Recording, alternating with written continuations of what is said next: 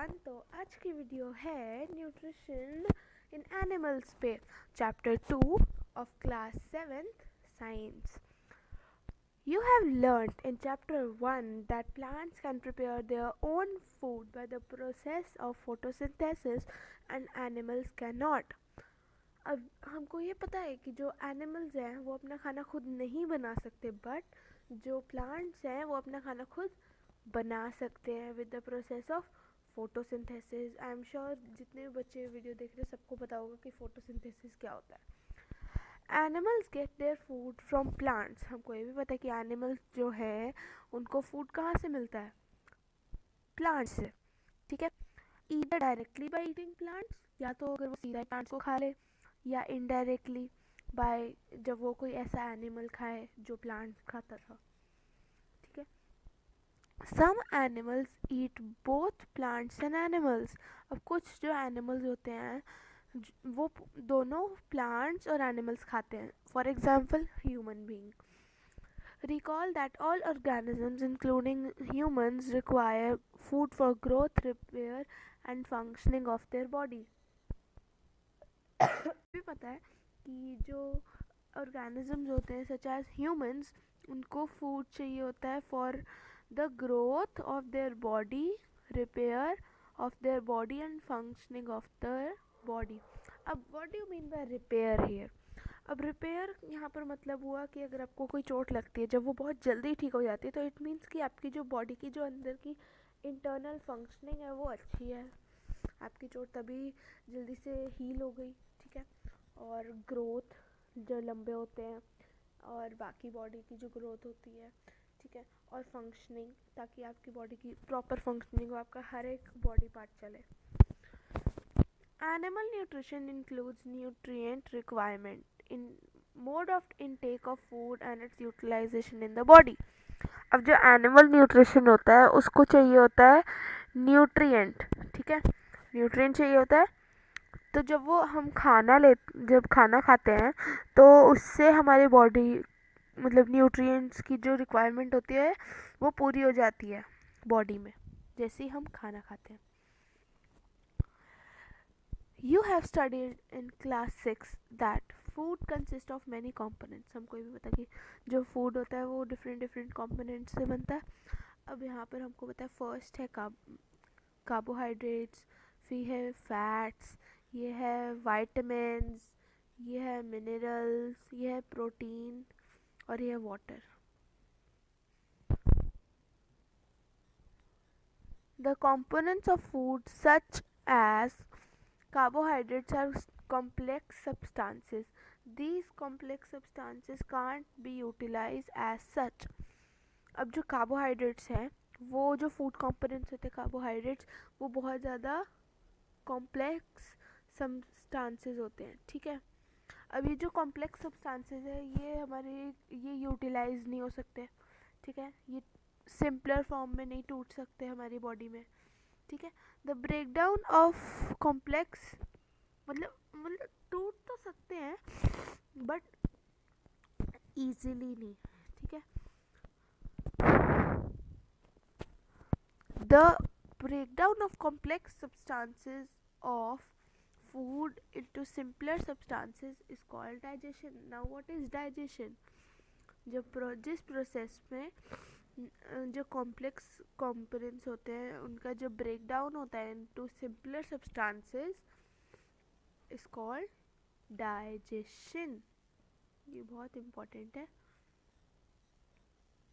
Food. The mode of taking food into the body varies in different organisms. Bees and hummingbirds suck the nectar of plants. Infants of human, many other animals feed on mother's milk. अब हमको ये भी पता है कि जो intake of food होता है जिस प्रोसेस में हम खाना लेते हैं बॉडी में वो सारे ऑर्गेनिजम्स का डिफरेंट होता है. ठीक है, अब जो बीज होती हैं और जो हमिंग बर्ड्स होती हैं वो सक करती हैं नेक्टर. ठीक है, फ्रॉम प्लांट्स. अब जो इन्फेंट्स होते हैं, इन्फेंट जो छोटे बच्चे होते हैं और बहुत सारे दूसरे एनिमल्स के जो छोटे बच्चे होते हैं वो फीड करते हैं on mother's milk. Snake like python swallow the animal they prey upon. ठीक है, अब जो एनिमल होते हैं, एनिमल्स को स्वॉलो करते हैं, च्यू नहीं करते, वो स्वॉलो कर जाते हैं, घोट जाते हैं। प्रे किया होता है, प्रे वो चर्च या मंदिर में जाके प्रे वाला नहीं, प्रे मतलब उन्होंने सोचा था कि उनको यही एनिमल खाना है, उसको प्रे बोलते हैं, जिनको वो मारने वाले होते हैं। Some aquatic animals filter tiny food particles floating nearby and feed upon them. अब जो aquatic animals होते हैं, जो पानी में रहते हैं एनिमल्स, वो फिल्टर करते हैं छोटे छोटे फूड पार्टिकल्स जो उनके आसपास होते हैं, ठीक है, वो उनको खाते हैं, उससे वो अपना पेट भरते हैं। अब इस यहाँ पर इन्होंने आपको एक टेबल दिया है, जिसमें इन्होंने बस आपको भरने के लिए दिया है कि स्नेल क्या खाता है और उसका मोड ऑफ फीडिंग क्या। अभी ये आपका होमवर्क है, those who are watching this video till now, ठीक है। एंड पर मेरी वीडियो को शेयर करने के लिए, so that we can reach many people and share our knowledge with them. Scrapping, chewing, capturing, swallowing, sniffing। Amazing fact दिया है, let's read that. Animals covered by hard shells of calcium carbonate. अब जो starfish होती है वो अपना क्या कहते हैं, खाना क्या खाती है, क्या फीड करती है अपने आप को, एनिमल्स जो कि जिनके जो हार्ड शेल्स होते हैं वो कैल्शियम कार्बोनेट से कवर्ड होते हैं। आपको ये मतलब ये सारा इम्पोर्टेंट है तो मैंने इसको मार्क कर दिया। After opening the shell, the star pops out of its stomach through its mouth to eat the soft animal inside the shell. अब जब वो शेल खोल लेते, जो स्टारफिश जब वो शेल खोल लेता है तो फिर जो उसका जो स्टमक है वो बाहर आ जाता है, ठीक है, और उसका माउथ भी, ताकि वो जो सॉफ्ट एनिमल है शेल में उसको खा सके। The stomach then goes back into the body and the food is slowly digested. अब जो बॉडी है वो मतलब जो स्टमक है वो स्लोली बॉडी में चला जाता है। मैं आपको लिंक दूंगी एक वीडियो का, ठीक है, मैं आपको एक वीडियो का लिंक दूंगी और आप उसको प्लीज़ देखना, तभी आपको समझ आएगा कि जो स्टारफिश वाला चीज़ है वो क्या है बेसिकली। देख के ज़्यादा अच्छे से समझ आएगा। Digestion in humans. We take in food through mouth, digest and utilize it. हमको ये भी पता है कि हम खाना कहाँ से लेते हैं, माउथ से, डाइजेस्ट होता है बॉडी में, फिर हम उसको यूटिलाइज करते हैं। The unused parts of food are defected, ठीक है, और जो अनयूज्ड पार्ट, जो पार्ट ऑफ फूड बॉडी ने नहीं डाइजेस्ट किया होता है या नहीं यूज़ हुआ होता, वो डिफेक्टेड होता है। Have you ever wondered what happens to the food inside the body? क्या आपने कभी सोचा है कि आपका जो फूड आप खाते हो वो बॉडी में क्या होता होगा उसका? अब जो फूड है वो आपका जाता है कंटिन्यूस पास या कनाल से, उसको बोलते हैं ओइसोफेगस या फूड पाइप। अब हम बड़ी क्लास में हैं तो फिर हम बोलेंगे ओइसोफेगस, उसको ईसोफेगस नहीं बोलेंगे, ओ ईसोफेगस बोलेंगे, oesophagus. Which begins at the बगल कैविटी, बकल कैविटी। अब ये शुरू होता है बकल कैविटी। बकल कैविटी कहाँ? ये रही बकल कैविटी आपकी, ये आपकी बकल कैविटी है, ये जो ये है, ठीक है, माउथ में ही होती है। Which begins at the buccal cavity and ends at the anus. अब यहाँ से शुरू होती है हमारा सारा फूड का जो भी इनटेक होता है, यहाँ से लेते हैं, फिर यहाँ जाता है, अभी मैं आपको प्रोसेस पे समझाऊंगी, और ख़त्म होता है एनस पे। into various compartments। yes, अब हम जो कनाल है पूरा हमारी बॉडी का, जो अंदर जो भी सिस्टम है जिससे हमारा जो फूड है डाइजेस्ट होता है, उस जो कनाल है उसके डिफरेंट डिफरेंट कंपार्टमेंट्स होते हैं। फर्स्ट होता है बकल कैविटी। इट मीन्स कि जो फूड है वो सबसे पहले कहाँ जाता है? बकल कैविटी, ठीक है, बकल कैविटी हमारे माउथ में ही होती है। फूड पाइप, फिर वो जाता है फूड पाइप में, ओइसोफेगस में, ठीक है, फिर हो जाता है स्टमक में, फिर स्मॉल इंटेस्टाइन में, फिर लार्ज इंटेस्टाइन में, ending in the rectum and then the anus and then आपका प्रोसेस ख़त्म हो जाता है. It is not a is it not a very long path. अब हमने देखा कि ये कितना बड़ा लंबा पाथ है. अभी तो मैंने आपको शॉर्ट फॉर्म में बोला है बट रियल में वो बहुत लंबा है. These parts together form alimentary canal digestive tract. अब ये जो कनाल होता है, ये जो कनाल होता है, ये जो हमारा डाइजेस्टिव ट्रैक होता है, जितने भी डाइजेस्टिव पार्ट्स होते हैं उनको साथ में मिला के बोलते हैं alimentary canal. What is it called? Alimentary canal digestive tract. The food components gradually get digested as food travels through the various compartments. अब जो फूड है, वो जो फूड कंपोनेंट्स हैं, जो हमने खाना खाया, वो डाइजेस्ट हो जाते हैं जैसे जैसे फूड आगे आगे कंपार्टमेंट्स में, डिफरेंट डिफरेंट कंपार्टमेंट्स में जाता है. The inner walls of stomach and the small intestine and the various glands associated with the canal such as salivary gland, the liver and the pancreas secrete digestive juices. अब जो inner walls होती हैं हमारे, जो stomach की जो inner walls होती हैं, अंदर की जो वॉल्स होती है, और जो स्मॉल इंटेस्टाइन की होती है, वो वहाँ पर बहुत सारे ग्लैंड्स एसोसिएटेड होते हैं, मतलब अटैच होते हैं. उनकी जो क्या कहते हैं, वेन्स कुछ अटैच होती है उसके साथ. और उसमें जो उनकी जैसे स्लेवरी ग्लैंड है, ठीक है, स्लेवरी ग्लैंड और लिवर और पैनक्रियास, वो एक डाइजेस्टिव जूस सेक्रीट करते हैं. हमको पता है स्लेवरी ग्लैंड क्या सेक्रीट करते हैं? सलाइवा, ठीक है, सलाइवा करते हैं. और जो लिवर है वो करता है बाइल जूस या बाइल पिगमेंट बोल सकते हैं, one and the same thing. और पैनक्रियास करते हैं pancreatic juices. The digestive juices convert complex substances of food into simpler ones. अब जो digestive juices होते हैं वो क्या करते हैं, उनका भी कुछ रोल होता है, वो ऐसे ही नहीं होते. वो जो substances होते हैं उनको simpler form में कर देते हैं. The digestive tract and the associated glands together constitute the digestive system. अब जो digestive tract होता है, जो हमारा elementary canal होता है, ठीक है, और जो सारे glands होते हैं वो साथ में मिलके क्या बनाते हैं? digestive system. एंड जो भी मैं मार्क कर रही हूँ वो सारा important है, so you can mark in your book.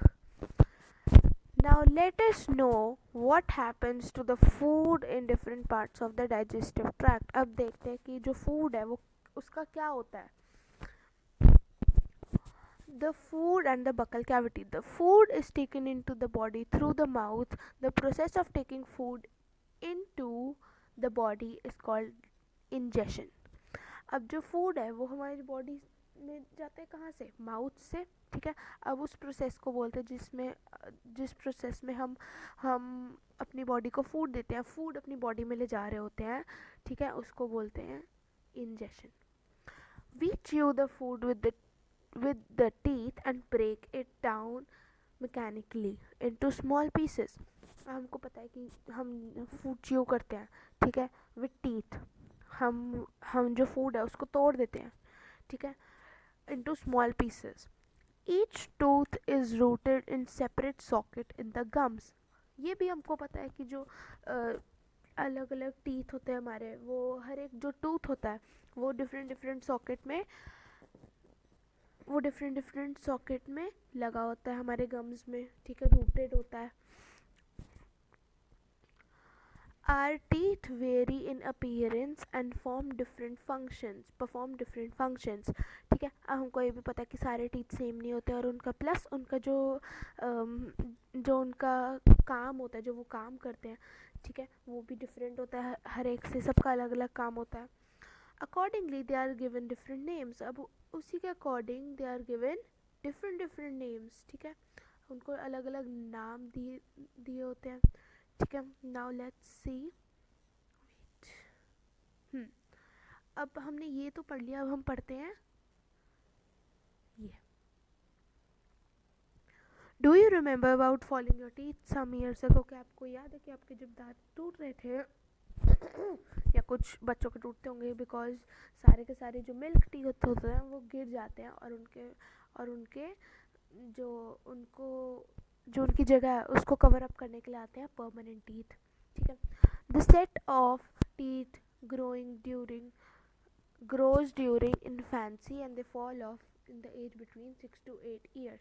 अब जब छोटे बच्चे होते हैं उनके जो फर्स्ट सेट ऑफ टीथ होते हैं वो छोटे होते हुए ही आ जाते हैं. इन्फेंट जब कोई बच्चा इन्फेंट होता है तो उसके तभी एक सेट ऑफ टीथ आ जाते हैं.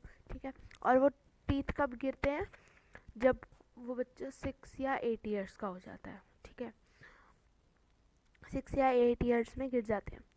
These are termed as milk teeth. जो टीथ हमारे गिरते हैं, मतलब मान लो मेरा एक टीथ है, मेरे पीछे के जो मोलर है ये वाला, मान लो मेरा जो मोलर है वो मेरा अभी गिरा है, तो इसका मतलब ये थोड़ी ना होगा कि इससे पहले कोई टीथ आ चुका है. नहीं, वो टीथ गिरा और उसकी जगह एक न्यू टीथ आ गया. तो ये जो टीथ गिरा था इसको हम बोलेंगे मिल्क टीथ, जो कि गिरना होता है. कभी कभी कुछ लोगों का नहीं गिरता, मतलब 1 या 2 टिल द एज ऑफ 14-15 बच जाते तो वो अपने आप टूट जाता है. कभी कभी नहीं भी टूटते, तो it is a different thing.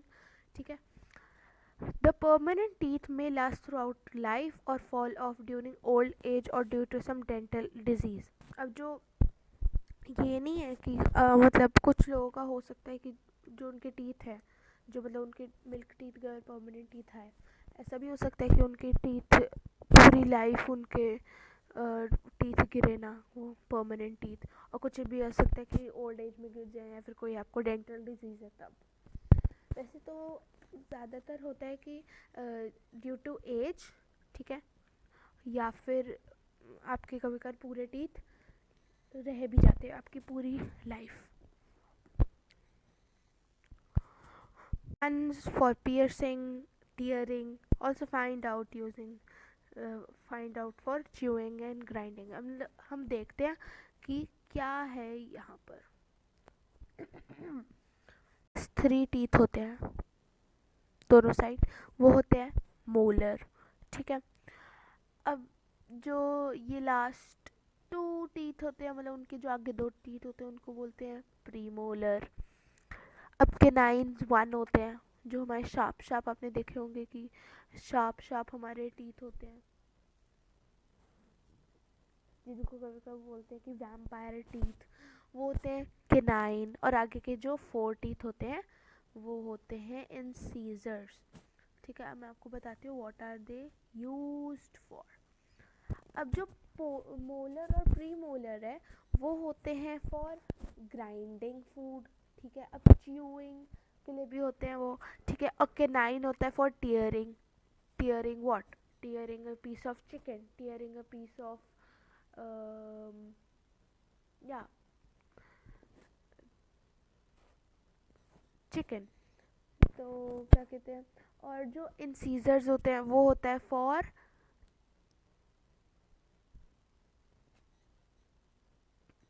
अब जो केनाइन होते हैं, canine are used for tearing. ठीक है. Tearing what, a piece of chicken. और जो इंसीजर्स होते हैं वो किस चीज़ के लिए होते हैं? वो होते हैं फॉर पियर्सिंग. मतलब अगर आप खाना खाते हो, ठीक है, मतलब चिकन को अगर आप कैसे लेके जाओगे माउथ में, पहले तो आप उसको आगे वाले दांतों से बाइट करोगे. ठीक है. तभी आप उसको खा पाओगे. तो मतलब ये आपको तोड़ने के लिए आते हैं कि ये खाना बाइट करने के लिए. Incisors and canines are for tearing, और जो प्री मोलर होते हैं और मोलर होते हैं they are used for chewing and grinding. अब लोअर जॉ और ये भी मैं आपको अभी कराऊंगी. अब हम आगे पहले बढ़ते हैं. ठीक है. फिर मैं आपको ये वाली एक्सरसाइज कराऊंगी. Wash your hands, look in the mirror, count your teeth. अब इसमें उन्होंने बोला है कि बस आपने सिंपली अपने क्या कहते हैं फिंगर लेनी है और अपने अपने टीथ काउंट करने हैं.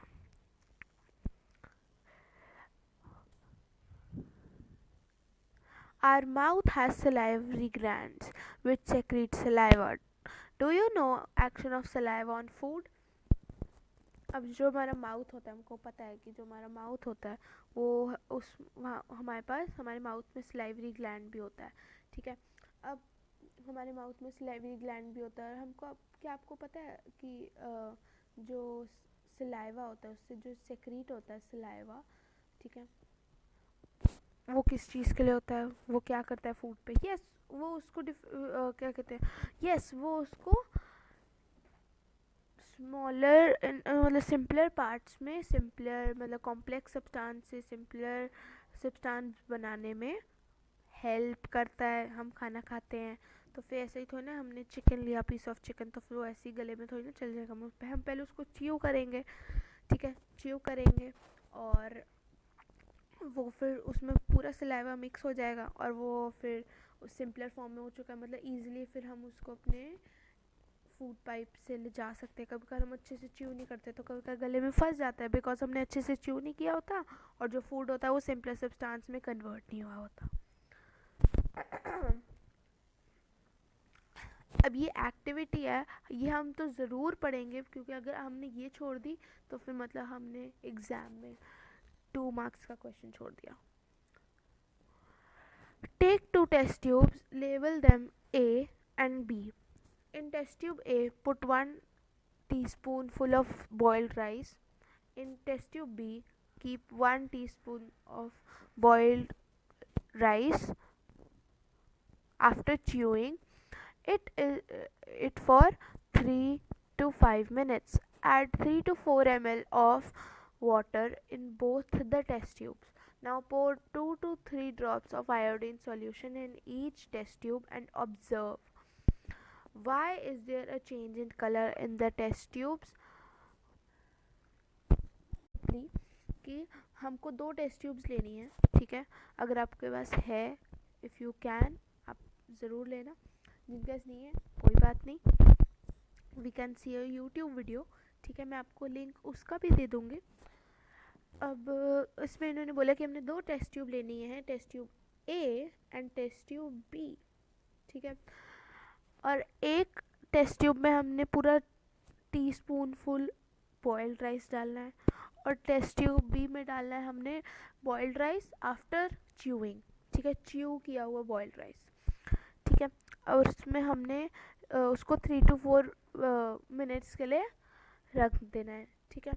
हमने उसमें 3 to 4 ml ऑफ वाटर डालना है दोनों में इक्वली, और उसमें हमने 2 या 3 ड्रॉप्स ऑफ आयोडीन सॉल्यूशन डालना है दोनों में, ठीक है।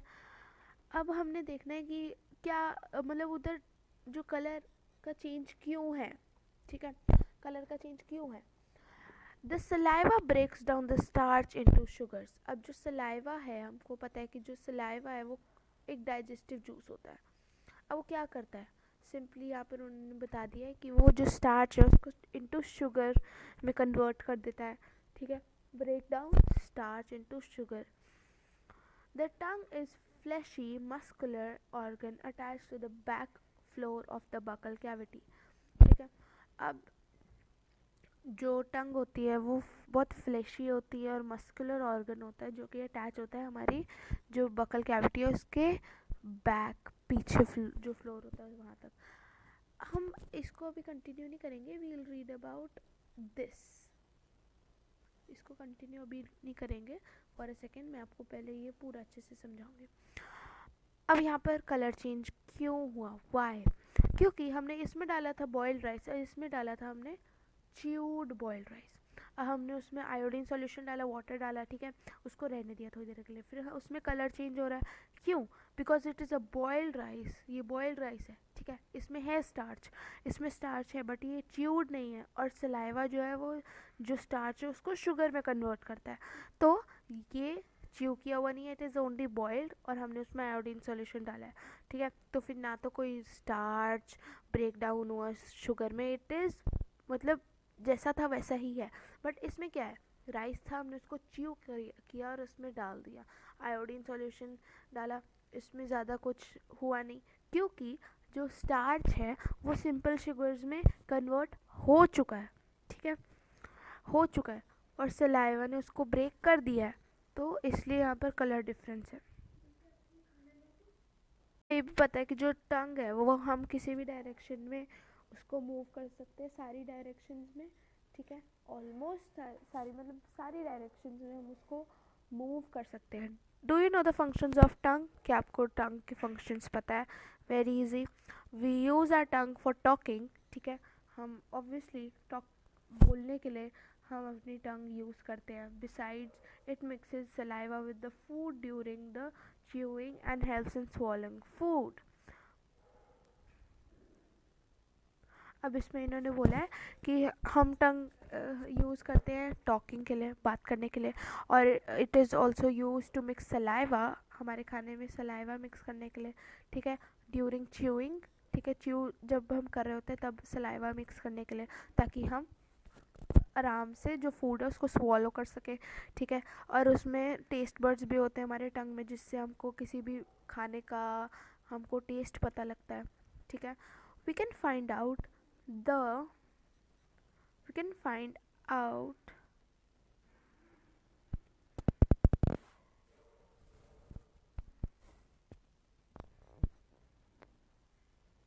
we can find out the position of taste buds by following activity.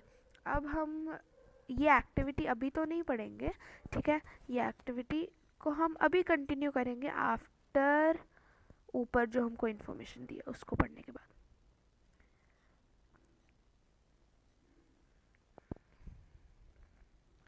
Sweets and tooth decay.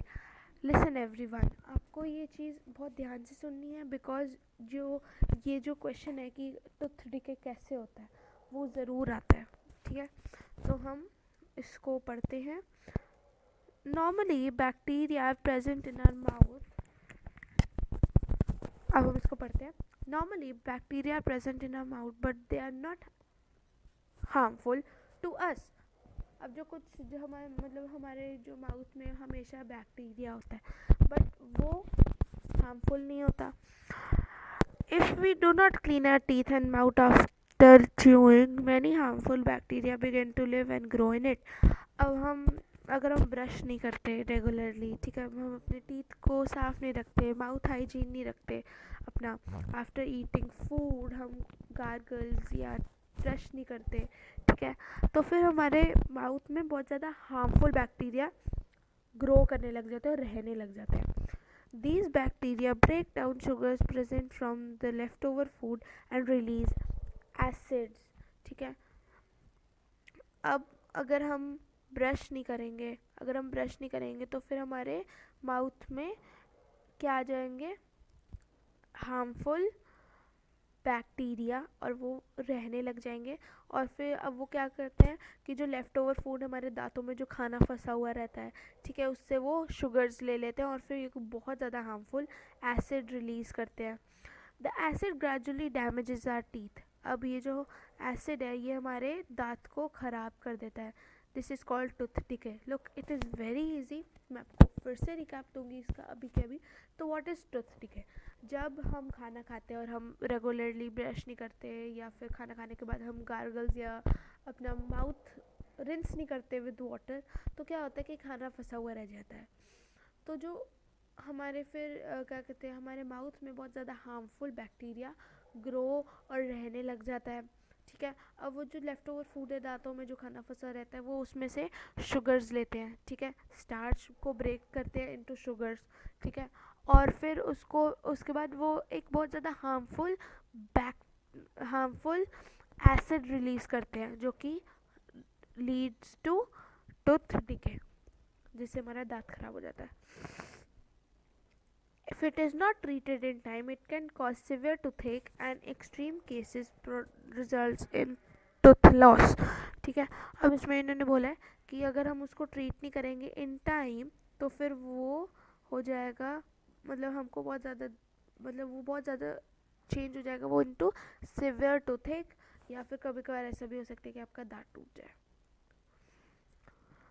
जबकि वो परमानेंट दांत हो. Chocolate, sweets, soft drinks, and other sugar products are major culprits of tooth decay. अब जो इसलिए तो बोलते हैं कि हमको ज़्यादा मीठा नहीं खाना चाहिए. क्यों नहीं खाना चाहिए? क्योंकि जो चॉकलेट्स होते हैं, हमको पता है कि चॉकलेट्स मीठी होती है. Sweet, soft drinks, other sugar products जिनमें भी चीनी या शुगर यूज़ हुई होती है, वो बहुत ज़्यादा सबसे ज़्यादा मेन चीज़ होती है जिनसे हमारे टूथ डिके होता है. Therefore, one should clean the teeth with a brush or datun and dental floss, a special string thread which is moved between two teeth to take out trapped food particles. अब क्या कहते हैं, ज़रूरी नहीं है कि अगर आपको खाना खाया आपने, अगर आपके पास एक डेंटल फ्लॉस है या दातुन है, तो यू शुड डू दैट, ठीक है, ताकि आपके जो भी आपके दांत में जो खाना फंसा है वो निकल जाए. Dental floss is a string, ठीक है, वो एक मतलब एक उन्होंने वो एक स्ट्रिंग होती है अटैच टू अ स्मॉल छोटा सा चीज़, ठीक है, जिससे हम अपने दांतों के जो खाना फंसा होता है वो निकालते हैं. या हम ब्रश कर सकते हैं या हम दातुन यूज़ कर सकते हैं.